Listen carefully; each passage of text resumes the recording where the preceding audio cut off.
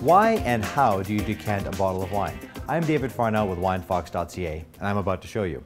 See, I have two different styles of decanter here. The first is high and tight, nice and easy to pour, but doesn't have a huge amount of surface area as compared to this Captain's decanter. The Captain's decanters are my tool of choice, say weapon of choice.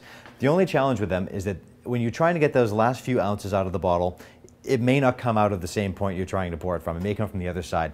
So just use a little bit of care with that. But the effect is great because there's so much surface area, you get an awful lot of oxygenation. All that air helps to release the aromas. So let me show you how it works. Two different reasons for decanting wine. The first would be for a very old bottle of wine that may have some sediment. So let me show you our sommelier's cool trick with a candle.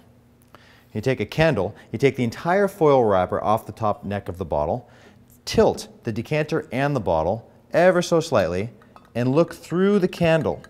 What I'm doing is I'm watching for any little bits of sediment that want to make it past the shoulder and through the neck and into the wine.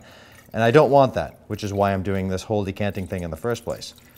So this is a young wine, I'm just showing you how it works, but if there was old wine, by the time I got here, I may start to see a little bit of sediment. I don't, so I'm going to continue. If I did see sediment, I would stop. And these last little bits you don't want to lose, so this may be where your coffee filter or your tea ball comes back in again. So that's how you decant an old bottle of wine very carefully, very cautiously, so as not to have the sediment come in. Now a young bottle of wine, entirely different story. The reason for doing this is you want to aerate it. You want to get as much air into the wine as possible. So you want to be quite violent with this process. So what I do is I turn it like this, and I actually swirl it like this to get a vortex going, to get a lot of air in through there.